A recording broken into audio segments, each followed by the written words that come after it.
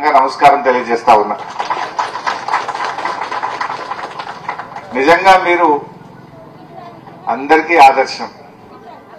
ఇవాళ తీగుల్ మొత్తం తెలంగాణకే ఆదర్శంగా నిలిచిందని చెప్పుకోక తప్పదు. ఈ మాట ఎందుకంటున్నా అంటే ఈవెన్ మా సిద్దిపేటలో కూడా లేదు. బహుశా వేరే పార్టీలకు ఉన్నదో లేదో నాకు తెలియదు. కానీ టీఆర్ఎస్ పార్టీకి ఒక గ్రామములో సొంత భవనం కట్టిన ఘనత తీగులు గ్రామానికి మా కార్యకర్తలకే దక్కింది. రాష్ట్రంలో బ్రహ్మాండమైన తెలంగాణ భవన్ హైదరాబాద్ ఉంది. జిల్లాకు ఒక తెలంగాణ భవన్ ఉంది. యాన్నన్న ఉంటే మండల కేంద్రంలో ఉండొచ్చు, కాన్స్టిట్యున్సీలో ఉండొచ్చు. కానీ ఒక గ్రామములో సొంత జాగ కొని సొంత పైసలతో పార్టీ ఆఫీస్ కట్టిన ఘనత మా తీగుల్ బీఆర్ఎస్ కార్యకర్తలకే దక్కుతుందని చెప్పి మనం చేస్తా ఉన్నాం. దాదాపు 17,84,000 రూపాయలు ఖర్చు పెట్టి ఇంత అద్భుతమైన ఆఫీస్ ను ఇంత సెంటర్ లో కట్టిందంటే నేను మీ గురించి ఎంత చెప్పినా తక్కువే అని చెప్పి మనం చేస్తా ఉన్నా. ఇది రేపు రాష్ట్రానికి ఆదర్శం. ఊరూరికి చెప్తా తీగులలో కట్టిన మీ సంగతి ఏందని అడుగుతాయిగా. అంత బాగా చేసింది. నిజానికి 2001లో పార్టీ జర ఆపు బిడ్డ, డబ్బు ఆపున్నా, జర నీడకుండు బిడ్డ, ఎండగొడుతుంది నీడక. 2001లో బీఆర్ఎస్ పార్టీ పెట్టినాడు జాగ ఉన్నారు. పార్టీ పెట్టినాడు జాగ ఉంటే ఇవాళ రజతోత్సవం జరుపుకునే రోజు బిల్డింగ్ ఇనాగ్రేషన్ చేసినాం. 10 సార్లు అంతేనా? పార్టీ పెట్టిన జాగొన్నాం. రజతోత్సవ సందర్భంగా, రజతోత్సవం మొన్ననే జరుపుకున్నాం వరంగల్, మీరందరూ కూడా వచ్చింది. రజతోత్సవ శుభ సందర్భంలో రేపు తెలంగాణ రాష్ట్రం ఏర్పడ్డ దినం ఎల్లుండి 2 తారీఖు. ఈ శుభ సందర్భంలో మనం ఈ పార్టీ ఆఫీస్ ప్రారంభించుకోవడం నిజంగా నాకు ఎంతో గర్వంగా ఉంది, ఎంతో సంతోషంగా కూడా ఉంది అని మనం చేస్తా ఉన్నా. కార్యకర్తలు చందాల రూపంలో కాదు, సొంత డబ్బులు మీ జేబుల్లో నుంచి డబ్బులు వేసుకొని మీరు ఈ భవనం కట్టించిందంటే నిజంగా మీరు చాలా గొప్పవాళ్ళు. అయినా ఈ గ్రామమే గొప్పది నా దృష్టిలో. తీగులు గ్రామానికి బాగా చరిత్ర ఉన్నది. ఏ ఉద్యమమైనా తీగులు ముందుంటది. ఆనాడు స్వాతంత్ర్యం కోసం రజాకర్ల మీద ఉద్యమం చేస్తే కూడా తీగులు గ్రామం ముందుండి రజాకర్ల మీద పోరాడినటువంటి చరిత్ర కూడా ఈ తీగులు గ్రామానికి ఉన్నది. 1969లో మొట్టమొదటి తెలంగాణ ఉద్యమం, తొలి తెలంగాణ ఉద్యమంలో కూడా ఈ ఊరు నుంచి ఆ రోజుల్లోనే కుమ్మరి బాలయ్య గారు, కిష్టాపురం శాంతయ్య గారు, వడ్ల ఆంజనేయులు గారు, పాటకు మల్లారెడ్డి గారు, ఇట్లా ఎంతో మంది 69 తెలంగాణ ఉద్యమంలో ముందుండి జై తెలంగాణ అని పోరాడిన చరిత్ర తీగులు గ్రామానికి ఉన్నదని గుర్తు చేస్తా ఉన్నా. నాటి నుంచి మొదలు పెట్టుకుంటే ఇవాళ మా గ్రామ యూత్ ఆనాడు పోరాడితే ఇవాళ యూత్ కూడా స్వంత డబ్బులతో తెలంగాణ తల్లి విగ్రహాన్ని ఆవిష్కరించి ఇవాళ మీరు కూడా మా యూత్ కూడా చరిత్ర సృష్టించిండ్రు. నేను మీకు కూడా అభినందనలు తెలియజేస్తా ఉన్నా. మరి రేవంత్ రెడ్డి, మా యూత్ పేరేముందే, యువసేన యూత్, మా యువసేన యూత్ ఇవాళ అద్భుతమైన తెలంగాణ తల్లి చూస్తే దండం పెట్టే బుద్ధి అవుతుంది, చూస్తే ఆ తల్లిని ఆరాధించే బుద్ధి అవుతుంది. ఆ తల్లిలో అన్ని కనబడుతున్నాయి.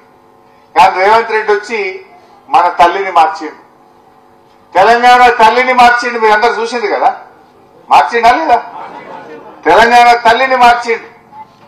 ఏమన్నాడు? మార్పు మార్పు మార్పు అన్నాడు. ఏం మార్పు తెచ్చిండ్రా అంటే తెలంగాణ తల్లిలో మార్పు తెచ్చిండు. ఉద్యమం అప్పుడు ఒక తల్లి, అధికారంలో ఉంటే ఒక తల్లి ఉంటుందా? ఆ తల్లి మనకు ఎంతో స్ఫూర్తినిచ్చింది. ఆ తల్లి ఉద్యమాల బాట పట్టించింది. ఆ తల్లి దీవెనతో తెలంగాణ రాష్ట్రాన్ని మనం సాధించుకున్నటువంటి తల్లి ఈ తెలంగాణ తల్లి. కానీ దురదృష్టం ఏంటంటే రేవంత్ రెడ్డి రాగానే ఈ తల్లిని మార్చే ప్రయత్నం చేసిండు. ఏమొస్తే తల్లిని మార్చితే ఏమనంటే ఏమంటాడు? కేసీఆర్ ఆనవాళ్లు లేకుండా చేస్తా, కేసీఆర్ ఏం పని చేసిండో అది లేకుండా చేస్తా అంటాడు. ఏం చేస్తావు? రైతు బంధు బంద్ చేస్తావా?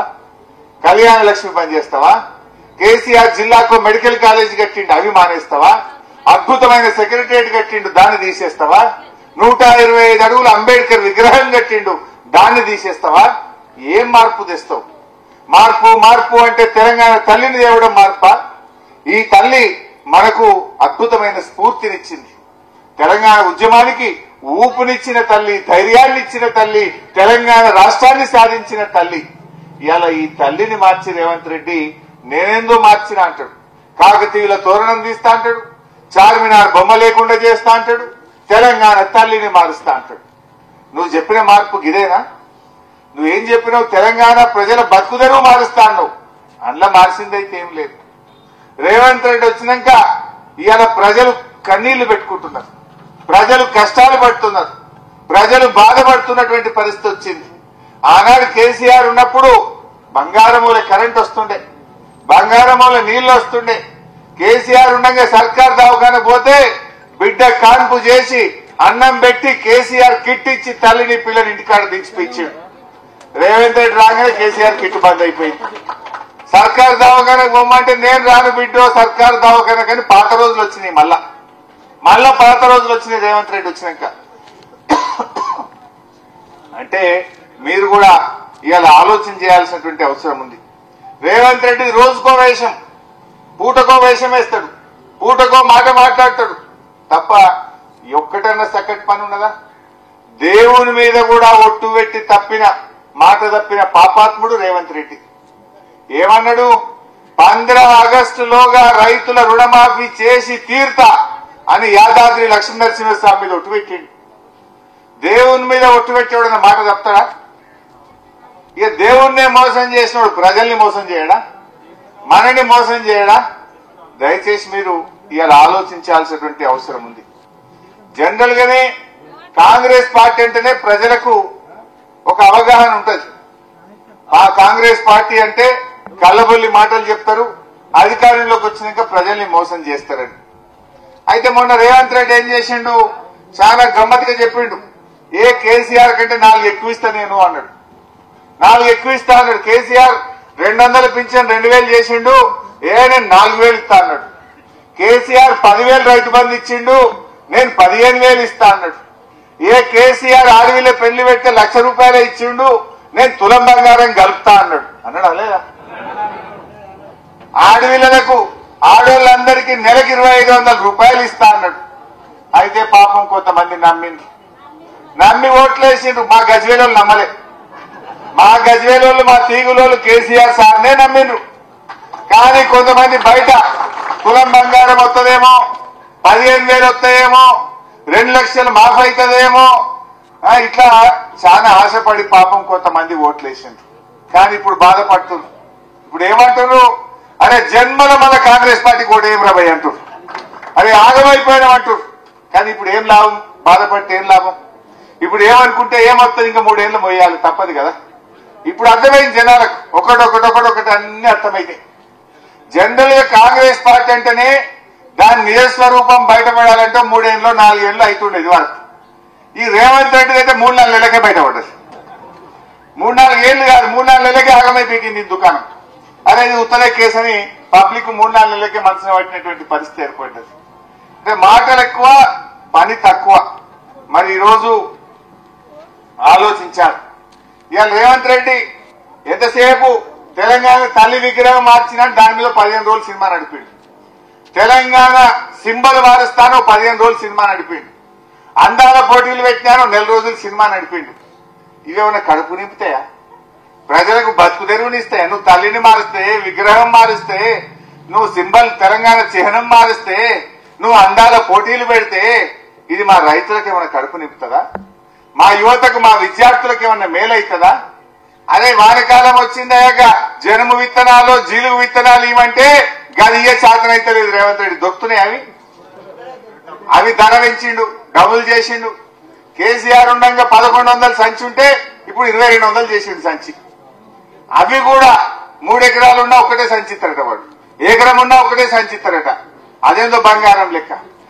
జనుము జీలుగు విత్తనాలు కూడా సరఫరా చేయలేని చేతగాని దద్దమ్మ ప్రభుత్వం రేవంత్ రెడ్డి ప్రభుత్వం. ఏమైనా మాట్లాడితే పైసలు లేవు అంటాడు. మరి అందాల పోటీలకి అడికెళ్ళిచ్చినాయి పైసలు. 200 కోట్లు ఖర్చు పెట్టి అందాల పోటీలు పెట్టినాం. అందాల పోటీలతోని ఎవరికైనా కడుపు నింపుతారా? ఇప్పటికి ఉన్నాయి వడ్లు. అందాల పోటీలతో ఎవరికైనా అనా పైసా సాయం జరిగిందా? వాళ్ళు ఒక ఆమె బ్రిటిష్ బ్రిటన్ ఇంగ్లాండ్ ఆమె చెప్పిపోయింది. ఆ అందాల పోటీలో ఈ రేవంత్ రెడ్డి చుట్టూ ఉండే ఇద్దరు దోస్తులు అట, రేవంత్ రెడ్డికి బాగా సన్నిహితంగా ఉండే ఇద్దరు ఆమెతోని అనుచితంగా ప్రవర్తిస్తే, ఆమెను ఇబ్బంది పెడితే ఆమె తమ దేశానికి పారిపోయింది. రేవంత్ రెడ్డి దోస్తులు ఆమెను ఇబ్బంది పెట్టింది అందాల పోటీలకు వచ్చిన వాళ్ళని. అయ్యా రేవంత్ రెడ్డి, నువ్వు అందాల పోటీలు ఒలగబెట్టినావు. నీ కాంగ్రెస్ పార్టీ నాయకులు నువ్వు ఈ విందులు వినోదాల కోసం అందాల పోటీలా? నేను అడుగుతున్నా రేవంత్ రెడ్డి, అందాల పోటీకి 5 సార్లు పోయిండు, 5 సార్లు పోయిండు.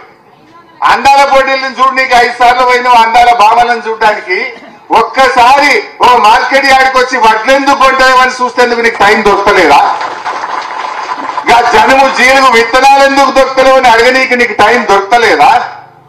5 సార్లు పోయిండు అందాల పోటీలకు. గంట టైం దొరికిందా ముఖ్యమంత్రికి? ఇంకా వేరే పని లేదా నీకు?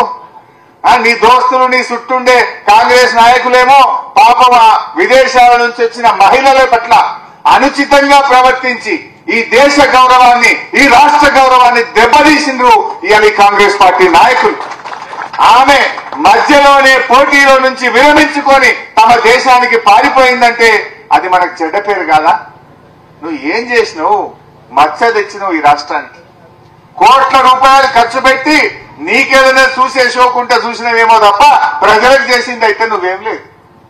4-5 సార్లు పోయినావు, భోజనాలు చేసినావు, చాలా ముచ్చట్లు పెట్టినట్టు పేపర్లు టీవీలో చూసినాం మేమైతే. ఇది ఎవరికి కావాలి? ఇది ఎవరిని ఉద్ధరించడానికి?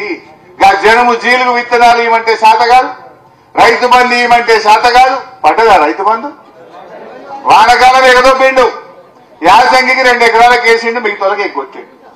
చెప్పింది 15,000 అందరికి ఇస్తా అన్నాడు, ఇప్పుడు కొందరికే ఇస్తా అంటుండు.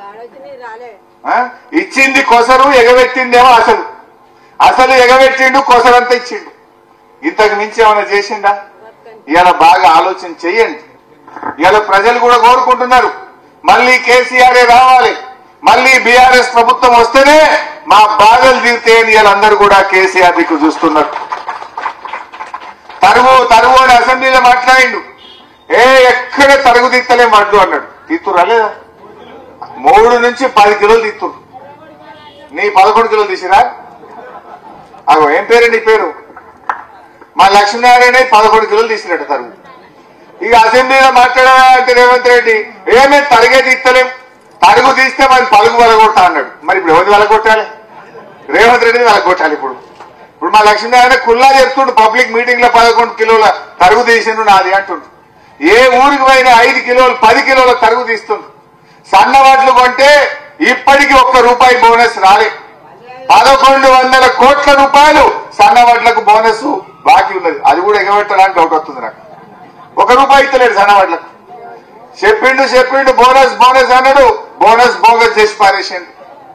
ఆ వడ్లకు కూడా ఇంకా 2,000 కోట్ల రూపాయలు బాకీ ఉన్నది.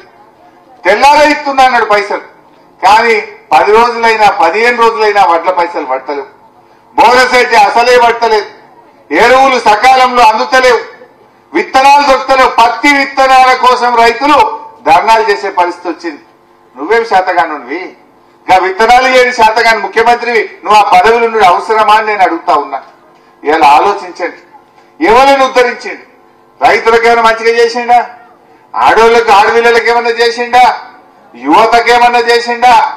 మొదటి సంవత్సరమే 2 లక్షల ఉద్యోగాలు ఇస్తాడు, కానీ తిప్పి కొట్టే 10,000 ఉద్యోగాలు కూడా ఇయ్యలే. కేసీఆర్ నోటిఫికేషన్ ఇచ్చి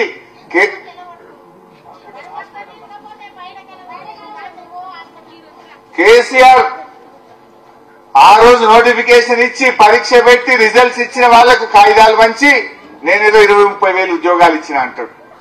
ఇవాళ నువ్వు ఇచ్చింది 10,000. ఇవాళ కేసీఆర్ ఆనాడు బీఆర్ఎస్ ప్రభుత్వం 1,67,000 మందికి ప్రభుత్వ ఉద్యోగాలు ఇచ్చింది. నువ్వు మొదటి ఏడాది 2 లక్షలు ఇస్తా అన్నావు, 10,000 కూడా ఇవ్వకుండా యువతను కూడా మోసం చేసినావు. కేసీఆర్ గురుకులాల్లో కడుపు నిండి అన్నం పెట్టి పిల్లల్ని మంచిగా చదివించిండు. రేవంత్ రెడ్డి వచ్చినాక ఆ గురుకులాల పిల్లలు దవాఖానల పాలవుతుంది. 60-70 మంది పిల్లలు గురుకుల పిల్లలు ఇవాళ చనిపోయినటువంటి పరిస్థితి ఉంది. ఇవాళ రేవంత్ రెడ్డి ప్రభుత్వం నిజాలు చెప్పుడు అలవాట్లేదు, కానీ వాళ్ళ దురదృష్టం ఏంటంటే నిజం చెప్తే అబద్ధాలు ఆడాల్సిన అవసరం ఉండదు.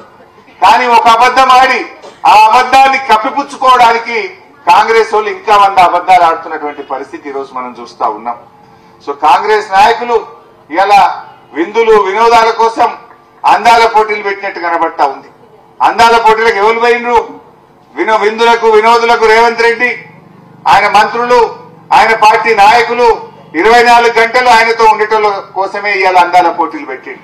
ఈ రాష్ట్రానికి చెడ్డ పేరు వచ్చింది తప్ప మంచి పేరు మాత్రం రేవంత్ రెడ్డి తీసుకురాలేదు. ఇవన్నీ కూడా మనం కూడా గమనించాల్సిన అవసరం ఉంది. వీళ్ళంతా మోసమే, అంతా ఆగమాగం జగన్నాథం లెక్క అయిపోయింది కదా. ఇవాళ ఏది చూసినా కొనెళ్తలేదు, ఏ కార్యక్రమం కొనెళ్ళది, ఏ ముచ్చట కూడా ఇవాళ కొనెళ్ళినటువంటి పరిస్థితి లేదు. మా మూసి సుందరీకరణ అన్నాడు, మూసి మధ్యలో మునిగిపీకింది, మళ్ళా సప్పులు లేదు. అదేందో హెచ్సియు దగ్గర భూములకు పంచాయతీ పెట్టిండు, అది పోయింది సుప్రీంకోర్టు మొట్టికాయలు వేసిండు. కంచె గచ్చిపోలి మొట్టికాయలు పడ్డాయాలే రేవంత్ రెడ్డికి. కంచెలోనే జైలు కట్టి లోపలేసి పారేస్తా అన్నారు వాళ్ళు. దెబ్బకు మళ్ళీ సప్పులు లేకుండా అయిపోయింది. ఏదన్నా కొనెళ్ళిన కార్యక్రమం ఉన్నదా?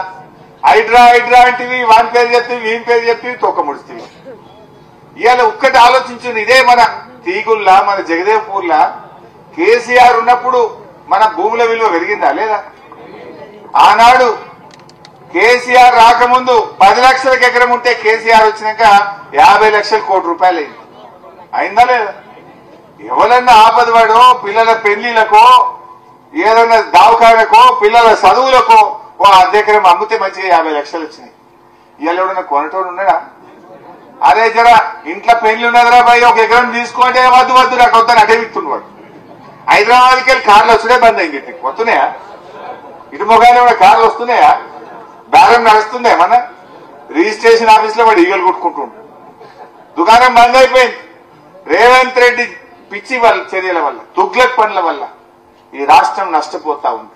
ఆగమాగం మాటలతోని రాష్ట్రంలో పెట్టుబడులు పెట్టడానికి ఎవరు రావడం లేదు. విదేశాల్లో ఉండే ఎన్ఆర్ఐలు ఈ రాష్ట్రంలో డబ్బులు పెట్టి జాగభూములు కొనడానికి వెనక ముందు అయ్యేటువంటి పరిస్థితి వచ్చింది. ఇవాళ చాలా ఇబ్బంది పడుతున్నారు. కొంతమంది నేను కలుస్తుంటారు అప్పుడప్పుడు, అన్న పిల్ల పెళ్లి పెట్టుకున్నానే, అప్పుడు ₹1,00,00,000 అమ్మంటే నేను అమ్మలేదు, ఇప్పుడు 60కి ఇస్తేనే జరవలకన్నా చెప్పే, 70కి ఇస్తేనే జరవలకన్నా చెప్పే అంటూ ఎవరు తీసుకునే పరిస్థితి లేదు. ఊర్లలో ఇండ్లు కుదబెట్టి అప్పులు తెచ్చుకునే పరిస్థితి వస్తా ఉంది. అంతా కూడా మైక్రో ఫైనాన్స్ల దగ్గర పోయి ఇండ్లు రిజిస్ట్రేషన్ చేసి అప్పులు తెస్తున్నారు పాపం ప్రజలు. ఆనాడు కేసీఆర్ ఉన్నప్పుడు ఇండ్లు కట్టిండ్రు, రేవంత్ రెడ్డి వచ్చినాక ఇండ్లు కుదబెట్టే పరిస్థితి వచ్చింది ఈరోజు. ఇవన్నీ కూడా మనం గమనించండి. అంటే ఏదైనా ఉన్నప్పుడు మనిషి విలువ తెలియదు అంటారు. ఇప్పుడు కేసీఆర్ విలువ ఒక్కొక్కరికి అర్థమవుతా ఉంది. ఆయన ఎంత మంచిగా చేసిండో, ఎంత దండలాడిండో. చావు నోట్లో తలబెట్టి తెలంగాణ తెచ్చింది కేసీఆర్, తెచ్చిన తెలంగాణను నిలబెట్టింది కేసీఆర్. అప్పట్లో చంద్రబాబు చెప్తుండే, ఏమన్నాడు చంద్రబాబు అంటే, వెనకట ఆంధ్రలో ఎకరం అమ్మితే తెలంగాణలో 10 ఎకరాలు వస్తుండే, కానీ కేసీఆర్ ముఖ్యమంత్రి అయినాక తెలంగాణలో ఎకరం అమ్మితే ఆంధ్రలో 10 ఎకరాలు వస్తుంది అన్నాడు చంద్రబాబు నాయుడు. యాకుందా మీకు? ఇప్పుడేమైంది? రేవంత్ రెడ్డి వచ్చినాక మళ్ళీ ఉల్టా అయిపోయింది. 10 ఏళ్లలో కేసీఆర్ తెలంగాణ నిలబెట్టిండు. కేసీఆర్ నిలబెడితే రేవంత్ రెడ్డి పడగొట్టిండు. ఇది గమనించండి దయచేసి మీరు. ఆనాడున్న గౌరవం, ఆనాడున్న ప్రతిష్ట ఇవాళ ఉన్నదా ఒక్కసారి మీరు ఆలోచించాలని నేను కోరుతా ఉన్నా. వాస్తవానికి జగదేవ్పూర్ లో ఇవాళ ఒక మంచి కార్యక్రమం పెట్టాలనుకున్నాం.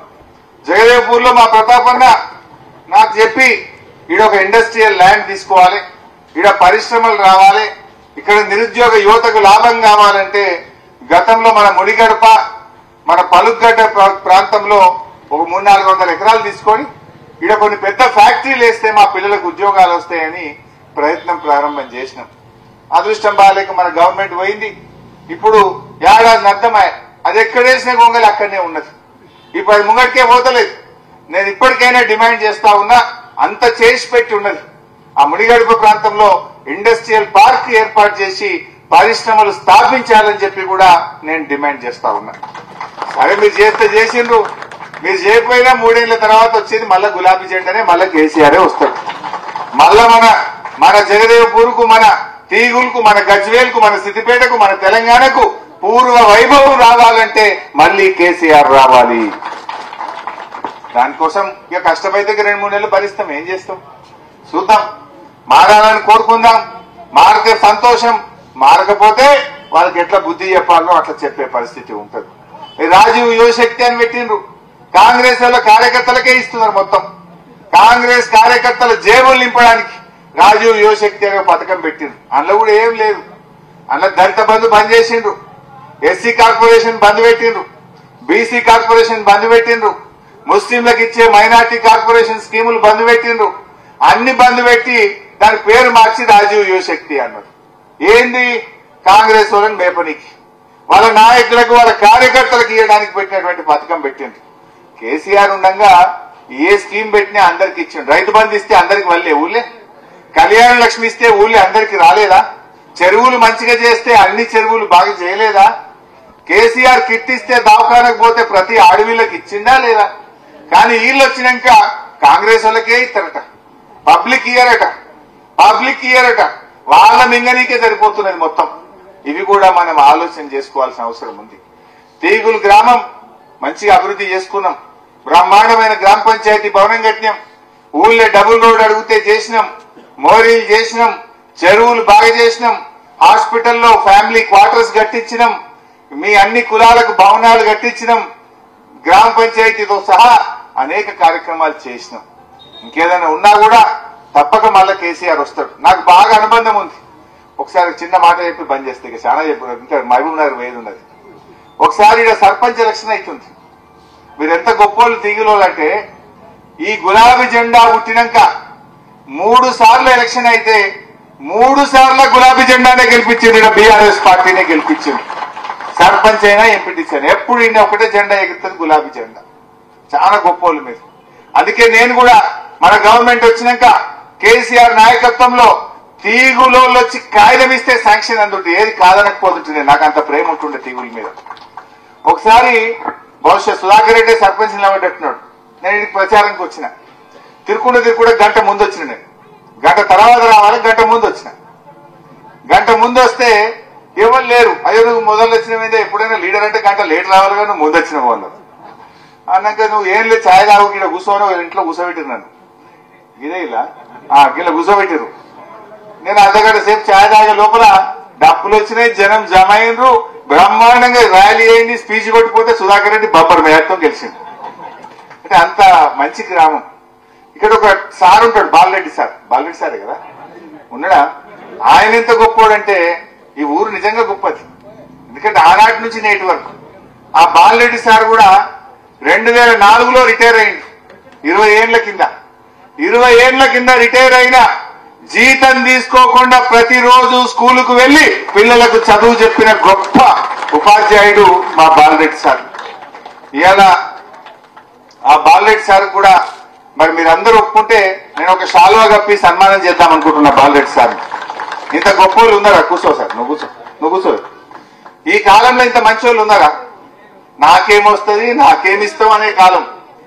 శాత కాకపోయినా రిటైర్ అయ్యి 20 ఏళ్ళైనా ప్రతి సంవత్సరం ప్రతిరోజు కూడా స్కూలుకు వెళ్లి బాలరెడ్డి సారు చాలా చక్కగా మరి వారు చదువు చెప్తూ ఇవాళ ఎంతో మందికి ఆదర్శంగా నిలిచింది. మొన్నెప్పుడో రేవంత్ రెడ్డి మాట్లాడుకుంటూ ఒక మాట అన్నాడు. ఏమన్నాడంటే, గవర్నమెంట్ స్కూల్ టీచర్లు చదివే చెప్పరు, మీకంటే ఎక్కువ చదువుకోకుండా ప్రైవేట్ వాళ్ళు బాగా చెప్తారు అని గవర్నమెంట్ టీచర్లను కించపరిచేటట్టు రేవంత్ రెడ్డి మాట్లాడిండు. కానీ బాలరెడ్డి సార్ లాంటి గొప్ప సార్లు కూడా ఉన్నారు. రిటైర్ అయినా జీతం లేకపోయినా 20 ఏళ్ల నుంచి స్కూలుకు వెళ్లి ప్రతిరోజు ఆ పిల్లలకు చక్కటి చదువు చెప్పి లెక్కలు చెప్పి ఈ పిల్లలకు మంచి ఆదర్శంగా నిలబడ్డ బాలరెడ్డి సార్ కూడా ఉన్నాడు. అట్లాంటి సార్ మన గ్రామంలో ఉండడం కూడా నాకెంతో సంతోషం కలిగింది. అదేవిధంగా మొట్టమొదలు 2001లో వడ్ల బ్రహ్మయ్య ఉన్నాడా, చనిపోయింది పాపం. ఫస్ట్ గులాబీ జెండా ఎగిరినాడు ఈ ఊర్లో వడ్ల బ్రహ్మయ్య. గులాబీ జెండా ఎగిరేసి మొట్టమొదలు జెండా కట్టినాడు వడ్ల బ్రహ్మయ్య. అట్లా వీళ్ళందరూ అంటే ఆ రోజు ఫస్ట్ గ్రామ శాఖ అధ్యక్షుడు ఆయన సెలెక్ట్ చేసారు. నేను వస్తే మొట్టమొదలు జెండా ఎగిరేసినటువంటి వ్యక్తి బ్రహ్మయ్య గారు. ఆయన కూడా ఈ సందర్భంగా యాద్ చేసుకుంటున్నాను నేను. ఎందుకంటే ఎవరైనా మనం మర్చిపోవద్దు, పుట్టుక మర్చిపోవద్దు. పుట్టుక యాది కుట్టుకుంటే బరకత్ ఉంటుంది, సంసారం మంచిగా ఉంటుంది. కానీ ఇవాళ వెలగంగానే నేను ఏందో అంటే నడుతుందా? మొదలు జెండా కట్టినోడు ఇక మొదటి గ్రామ శాఖ అధ్యక్షుడు బ్రహ్మయ్యనే కదా. మరి ఇలా ఇంత మంచి భవనం అయిందంటే మా కార్యకర్తలే కదా. నేను రావచ్చు, కొబ్బరికాయ కొట్టొచ్చు, రిబ్బన్ కత్తిరియచ్చు. దీని వెనుక కష్టం మా తీగులు గ్రామ బీఆర్ఎస్ కార్యకర్తలది, మా మాజీ సర్పంచ్లది, మా మాజీ ఎంపీటీసీలది, మా వార్డు మెంబర్లది, మా గ్రామ శాఖ అధ్యక్షులది. చాలా చక్కగా మీరు ఈ కార్యక్రమం చేశారు. చాలా రోజులు వాయిదా పడ్డది. వాయిదా పడ్డా కూడా ఇవాళ మాత్రం నాకు కూడా చాలా సంతోషంగా ఉంది. ఇంకేదైనా దీంట్లో ఫర్నిచర్ కానీ ఏదైనా అవసరం ఉంటే నేను తప్పకుండా మీకు ఏం కావాలో చెప్పండి. గ్రానైట్ కావాలంటుండే మా ప్రతాప్ అన్న, గ్రానైట్ పంపిస్తా. దీనికి అవసరమైన ఫర్నిచర్ కూడా నా సొంత డబ్బులతో పంపిస్తా అని చెప్పి కూడా మనవి చేస్తూ, మరోసారి మా కార్యకర్తలకు, మా నాయకులకు శిరస్సు వంచి నేను కృతజ్ఞతలు, ధన్యవాదాలు తెలియజేస్తూ ఇంత మంచి కార్యక్రమం చేశారు. జై తెలంగాణ. మన గౌరవనీయులు, నిస్వార్థపరుడు, ప్రజా సేవకుడు బాలరెడ్డి అన్నగారికి గౌరవనీయులు పెద్దలు తన్నీరు హరీష్ అన్న గారు మనస్ఫూర్తిగా సన్మానిస్తూ మరి తెలంగాణ రాష్ట్రంలో కూడా ఇలాంటి గొప్ప వ్యక్తులు కావాలని చెప్పి మనస్ఫూర్తిగా మరి బాలరెడ్డి అన్న గారి ఆశీర్వాదం తీసుకుంటున్నటువంటి హరీష్ అన్న.